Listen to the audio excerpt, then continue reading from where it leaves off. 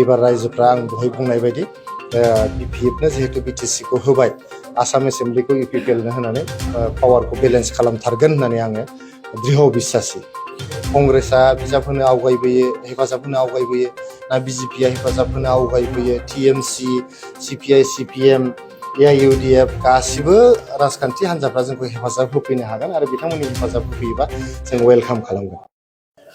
आङो जोंनि इउपिपिएलनि मानगोनां दैदेनगिरिफोर प्रमद बर' सार, जोंनि उरखाव गोरा ब्रह्म सार, रोंगोरा नार्जारि सार, गबिन्द बसुमतारी सार आरो गासैबो दैदेनगिरिजों लोगोसे जोंनि मावथि लोगो बिथांमोनखौ आं गोसो गोरबोनिफ्राय साबायखर बावहरदों।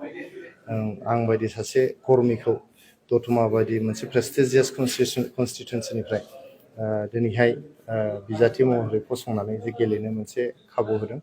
आङो दोलोआ जे बिबानखौ होदों बेखौहाय जोबोद गोसो होनानै मावफुंनो आं नाजागोन आरो दतमा समस्तिखौ बोरैबा देरहानो हायो, रायजो राजानि गोसोखौ बोरै जै खालामनो हायो, रायजो राजानि मदद आरो हेफाजाब बोरै आङो मोननो हायो बेफोरनि खामानिखौ आं मावलांगोन। रायजोनिखौ जेब्लाबो खुलुमनानै बिथांमोनखौहाय अरायबो जौसिन सारियाव दोननानै आं दिनै बे बिसायख'थिखौ गेलेनो थांगासिनो दङ। आं सानो दतमा जे कनस्टिटुवेन्सि दं एमएलए कनस्टिटुवेन्सि दं बेनि कनस्टिटुवेन्सिनि रायजो राजाफ्रा इउपिपिएलनि ट्रेक्टर सावगारियावनो भट होगोन। बिसायख'थियाव जेननाय देरहानाया रायजोनि भटनि सायावसो थायो। रायजोआ जायनो भट होगोन बेसो देरहायो। दा आं जेरावखि थाङा माने रायजोफ्रा बुंसोलायदों जोङो पावारखौ बेलेन्स खालामनांगौ, बिटिसिखौहाय बिपिएफनो होदों, आसाम एसेम्ब्लिखौ इउपिपिएलनो होनांगौ, होमब्लासो रायजोनि खामानिया जागोन आरो रायजोखौहाय सनमान होगोन। रायजोखौ रायजोआनो जे राजा गणतन्त्र बेखौ राजखान्थि हान्जाफ्रा बेखौ मोनदांनो हागोन। जिहेतु दिनै बिपिएफनो एबसुलुट पावार होनाय लोगो लोगो जोंनि बिटिसिआवहाय दिनै रेलवे ट्रेकआव बमा बेरफुफिनबाय, जोंनाव कारिगावआवहाय मोननै हारिनि गेजेराव दाङाबाजि जाबाय, 2 सुबुं थैनो गोनां जाबाय, जोङो रिलिफ केम्पआव थाफिननो गोनां जाबाय आरो दिनै मोसौ सिखाव, बोरमा सिखाव गासैबो दिगैनो दिनैहाय बुंनो थाङोबा आब्रुथि गैयै मोनसे थासारि, दावराव दावसिनि मोनसे थासारि दिनै सोमजिदों। बिनि अनगायैबो बिपिएफ हान्जाया जे 4 गेरेन्टिखौ लानानै बिपिएफआ सरकाराव फैदोंमोन, बे 4 गेरेन्टिनि मोनसेबो बिथांमोना दिनै फुलफिल खालामनो हायाखै। हा होनायनि नामाव दिनै सोरनो होदों रावबो खोन्थानो रोङा। लाइमोनफोरनो 100 कोटि होनायनि नामाव मोनसे न'खरावनो 4-6टा चेक लानानै गावसिनि बिपिएफनि जे दैदेनगिरिफोर बिथांमोननो लाजोबबाय आरो बेबो 100 कोटि बोसोरावनो होनायनि खोथामोन। दिनै 100 कोटिखौथ' 1 कोटिबो होनो हादोंना हायाखै आंहा सन्देह दङ। बेबायदिनो आइजोफोरनो होनांगौखौ होआखै।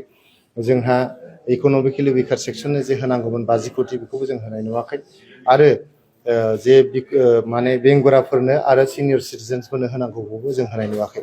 आरो बिथांमोना जों जे माखासे रां गालांदों सेन्ट्रेल आरो स्टेट गभर्नमेन्टनि गासै, जोंना हाग्रामा महिलारि बिथाङानो बुंबाय जे 900 कोटि प्रमद बर' सारा गालांनायजोंसो सरकार सालायगासिनो दं। दा बेनो फाराग। जोङो 2020 मायथाइयाव 3,000 कोटिनि ऋण बा बाखि बिथांमोननिफ्राय जों मोनदोंमोन। नाथाय दिनैहाय प्रमद बर' सारा बिथांमोननो खामानि मावनो थाखाय 900 कोटि बिथांमोननो आग्लाय होनानै गालांदों बाजेटखौ। दा नोंथाङा रबिराम नार्जारि आदानि बाथ्रा बुंदों। रबिराम नार्जारि आदाया जोंनि दुलाराय बर' फरायसा आफादनि मोनसे समनि आफादगिरि आरो मोनसे समनि बिथाङा जोंनि बिपिपिएफनि आफादगिरि। गोबाव सम बिथाङा 2016 मायथाइसिम 2005 मायथाइनिफ्राय 2016 मायथाइसिम जोंनि हान्जानि बिथाङा आफादगिरिमोन। जोङो आदा रबिराम नार्जारिनि दैदेननायावनो राजखान्थिनि सरायखौ सोलोंदों, ख ख ग घखौ सोलोंदों। बिथाङा सासे मोजां मानसि जों बुंनांगोन। नाथाय बाथ्राया जाहैबाय बिथाङा दिनै सासे बिटिआरनि इएम माने बिथाङा मन्त्रि आरो बेबो बिथाङा सोलोंथाइ बिफाननि मन्त्रि। दिनै सासे मन्त्रिया 40टा बिजाब, बिटिआरनि 40टा बिजाबनि बिथाङा मन्त्रि। एमएलएआ जाहैबाय मोनसेल' फिसा समस्ति। सोर मन्त्रिखाया माने फिसा समस्तियाव फैफिननो नागिरदों होननानै रायजोफ्रा बुंसोलायदों, जों खोनादों। आरो बिथाङा जिहेतु सोलोंथाइ बायदि मोनसे बिराद गोग्गोम बिफाननि बिथाङा इएम, बेखौनो मोजाङै बिथाङा मावफुंनांगौ। गोबां स्कुल कलेज दिनैसिमबो प्रभिन्सियेलाइज जायाखै, बेफोर प्रभिन्सियेलाइज खालामनांगौनि बाथ्रा दङ। दिनै टेटनि साख्रिखौ होनो हायाखै, दाबो बे टेटनि साख्रिखौ होनांगौ दं आरो गोदान टेट खुंनांगौ दं। आरो जोंनि सरकारि फरायसालिफ्रा लासै लासैनो थैलांनो हमदों। मेइनलि जोंनि बर' आरो एसामिस मिडियामनि फरायसालिफ्रा लासै लासैनो फरायसुलि गैयिनि थाखाय थैलांगासिनो दं। गतिके सासे माने बिबान गोनां EM जानानै बिथाङा सोलोंथाइनि फोथाराव गोबां मावनांगौ दं। बिथाङा रोंगौथिबो दं, जिहेतु फरायसा आफादनि मोनसे समनि आफादगिरिमोन। बिथाङा मिथियो खना खनला। गतिके बिथाङा दिनै MLA खौ जाबावनो लुबैनाया एसे बांद्राय जादों होननानै आं सानो। बिथाङा EM खौनो मोजाङै मावफुंनांगौ। नोंथांमोना नुदों जे जोंनि हान्जानि मानगोनां दैदेनगिरि जोंहा सार गबिन्द बसुमतारिया डेपुटि चिफ प्लास MLA बिथाङा जादोंमोन।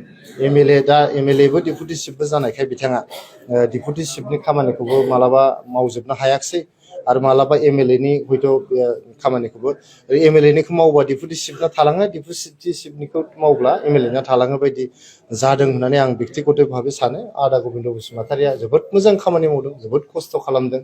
लोङा जाया थान्दा मुन्दा मानसि, जोबोद माने सोलोंथाइ गोनां मानसि।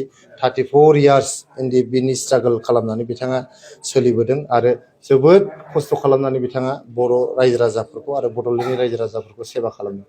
थेवबो गोबां रायजो राजाफ्रा बिथांनाव माने आसि थुनो नाजादों। बे आसि थुनायखौ जाहाथे आदा रबिराम नार्जारिनाव फैया बेखौ बिथाङा साननांगोन आरो रायजो राजाफ्राबो सानगोन जे बे EM खा जखन आरो बेखौ माने MLA बानायबावनो। दा बे खेथ्रआवनो आदा रबिराम नार्जारिखौ आं गेलेफैगोन होननानैबो साना आरो गेलेफैमारोबाबो रायजोफ्रा बिथांखौ MLA हिसाबै फसंगोन होननानै आं साना। जोङो बिटिआरनि 15 समस्तियाव 15था समस्तियावबो जोङो दिनै बिजाथि फसंबाय। जोङो नैबे बिसायख'थिखौ गासिबो बोलो, गासिबो धोन, गासिबो जोंनि बुद्धि खायदा गासिबो बाहायजोबनानै जों गेलेगोन। जों सानो जों रायजोनि गोसो जै खालामनो हागोन आरो रायजोफोरनि अनसायनाय जों मोनगोन आरो जों 15था समस्तियाव बांसिन समस्तिखौनो जों देरहालांगोन होननानै आं सानो। आरो आं सानो एबार रायजोफ्रा आं दहाय बुंनाय बायदि BPFनो जिहेतु BTCखौ होबाय, आसाम एसेम्ब्लिखौ UPPLनो होनानै पावारखौ बेलेन्स खालामथारगोन होननानै आङो दृढ़ बिश्वासि। NDAजों थानाय थायो नोंथांमोना नुखाबाय 15था समस्तियाव बिजाथि फोसावखाङोबा आरो मा NDA थाबावनो बहायलाय। दा जोंखौ NDA हेफाजाब होनो फैयो ना इन्डियाया होफैयो?